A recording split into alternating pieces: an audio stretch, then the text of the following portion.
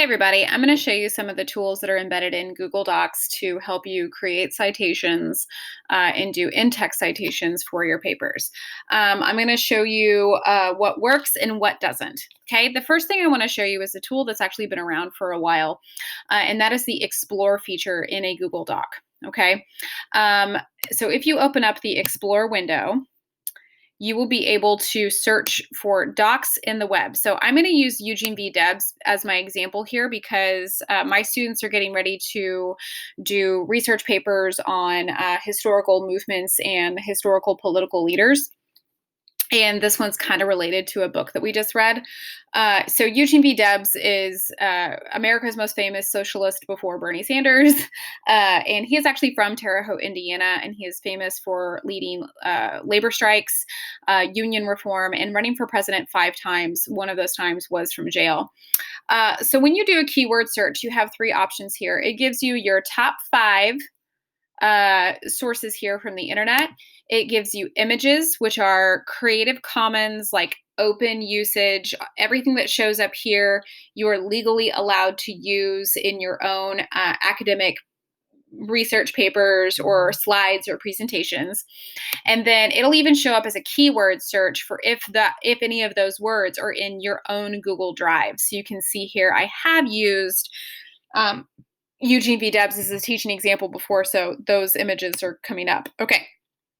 So if we look at these here, when you click on them, it takes you directly to that website. So if I click on Britannica, a new tab shows up, and it gives me the article here about Eugene V. Debs. Okay, so I'm going to exit out of that. And if you want to create a citation for either one of these, you'll notice that as I hover over, it says cite as a footnote.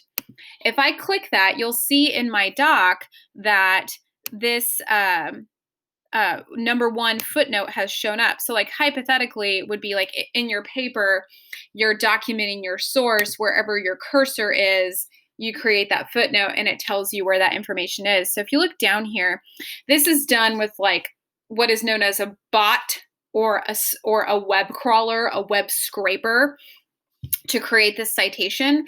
And it is MLA-ish, but it is not correct. Okay. It is treating all of this here in quotation marks as the same thing as the title of the source. And the reason why is because if you look here on my tab, try to get this to, you look on this tab, it treats the browser tab as the title of the whole source, and that just isn't correct. Okay, so this proper citation is going to look something like this. I'm going to type here, title of my source goes in quotation marks, Woodrow Wilson. I'm going to put a dash, article, colon, Eugene V. Debs. And then I'm going to have the title of the source is American Experience PBS. And I spelled experience wrong because I'm a human being who makes typos. PBS. And the publisher, if the publisher is the same as the title, you don't have to use it. Like the Washington Post publishes the Washington Post. For websites, always look at the bottom, and you want to look close to your copyright year. So this is where I'm actually going to get my date too. See, on that web crawler, it didn't give me the date. WGBH Educational Foundation.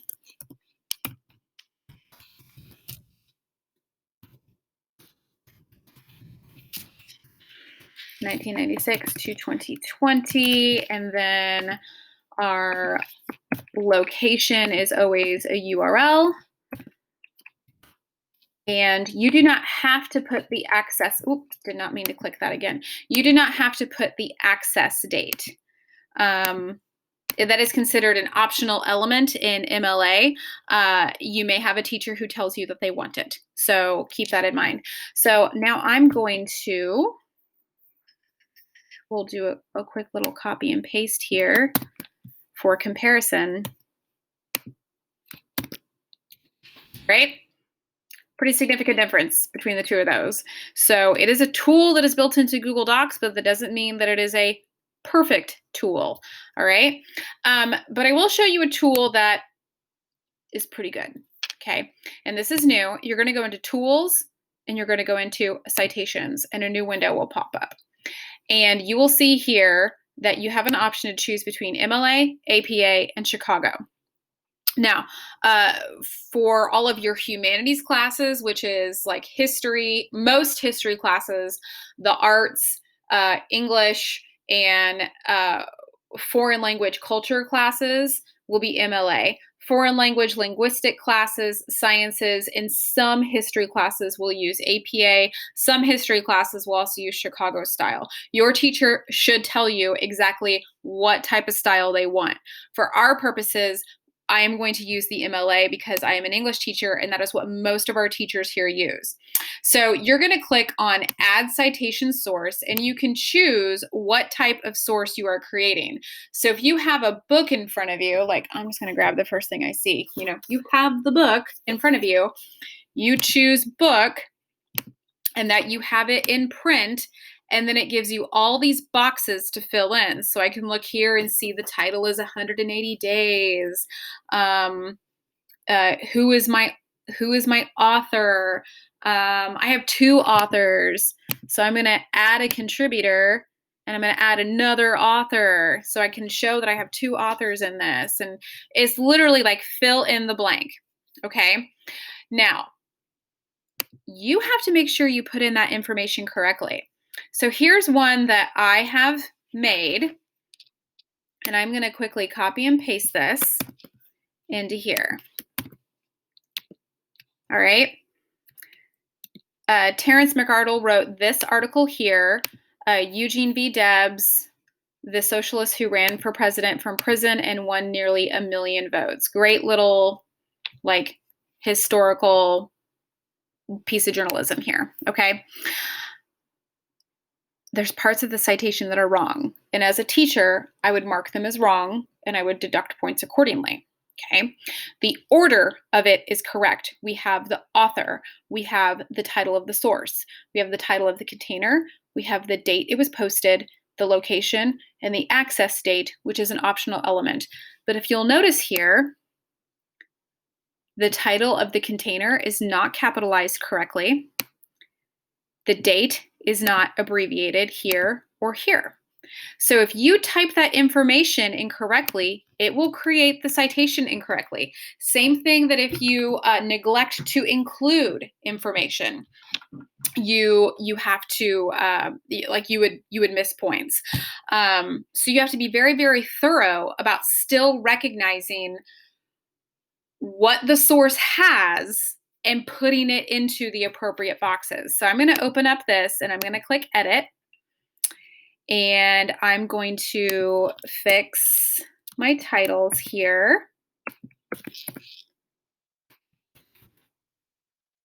I'm going to abbreviate my months because that is an MLA style. MLA wants you to abbreviate everything except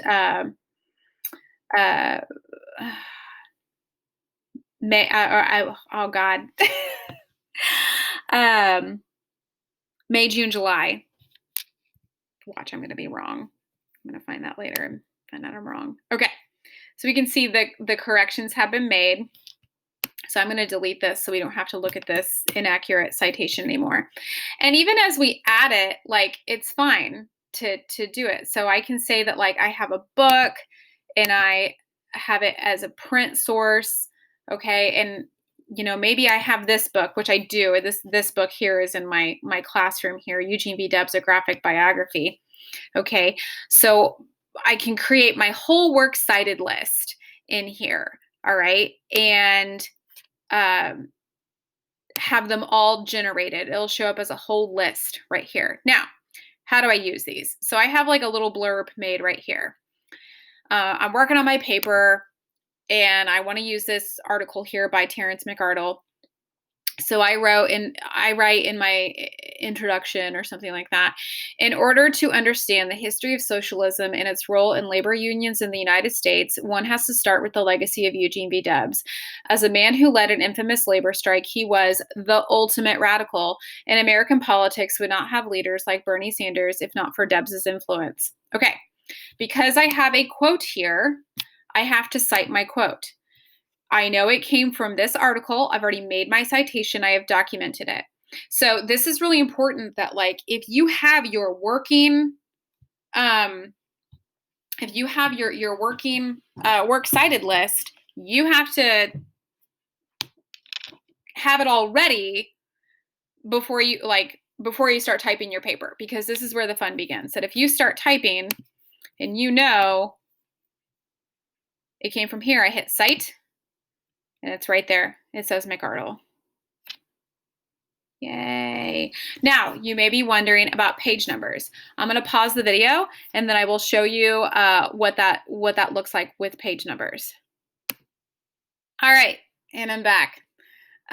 So I went ahead and made another citation using this Debs graphic biography, and I also found a flaw in the system here.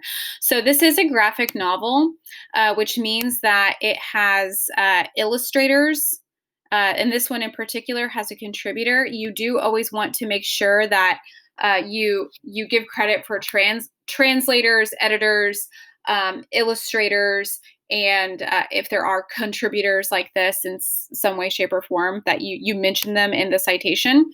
And this is such a new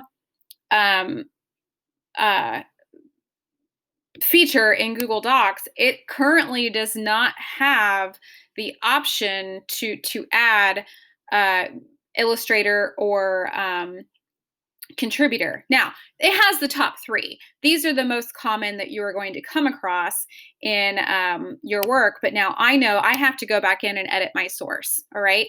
It still gives me a starting point, okay? So because this is a book, all right, here's what it would look like. So if I pulled a direct quote from this book, Debs held to the socialist belief, typo, I'm going to fix that right now, that if war came, the government would repress anyone who resisted. So I'm going to have my cursor there, and I'm going to hit cite, and you'll notice it includes the last name, and it tells me replace blank with page number. So I'm going to replace it, and I'll just put in 25. I don't have the book in front of me. And I put my period after, okay? So there's no page number for this first one here because that's a website. There is no page number. But this one, it does prompt you to do that, okay? Now, when you have your entire working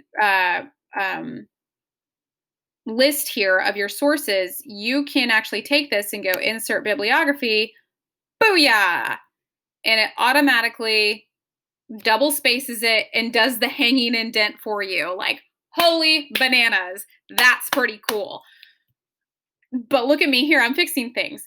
If I am directly, like, and my students have heard me yell about this, a bibliography is a list of readings. A works cited is what you directly used in your paper. If it's in your paper, it's in the works cited. If it's in the works cited, it has to be in the paper. You can have both for a research paper, because the difference is the works cited is, hey, here's everything I mentioned and documented in my paper. The bibliography is like, oh, hey, here's other stuff I looked at to help get a greater understanding of my topic. So you can have both. So most of my students will be changing this to works cited. Okay, and remember that I have to include my illustrators here, so I have to actually manually fix this myself. So I need to say illustrated by Noah, what was his name? Van Sciver, with contributions by Dave Nance. I mean, hey, it's okay. That's still pretty good. And the fact that it puts it all in with your hanging indent, that is something that a lot of teachers have really complained about for a long time, that Google Docs is not super conducive to making a hanging indent. And it's something we've kind of had to let go. So that's actually pretty slick.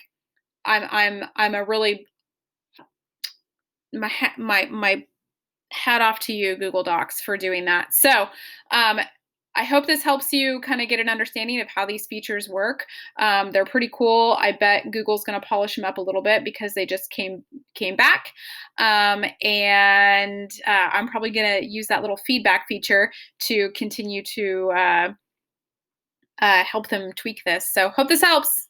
See you later.